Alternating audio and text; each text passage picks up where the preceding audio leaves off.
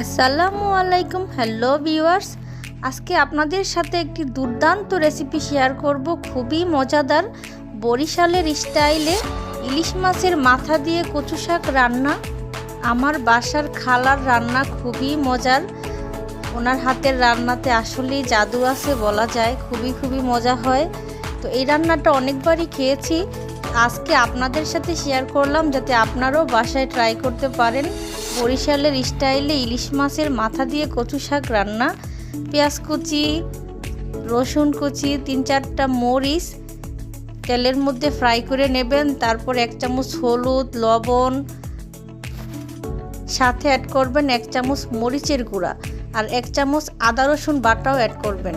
সবগুলো একসাথে একটু ভেজে অল্প একটু পানি দিয়ে কষিয়ে মাথাগুলা দিয়ে দিবেন। ইলিশ মাছের মাথা, কানসা, তারপরে ফুলকা সবগুলাই একসাথে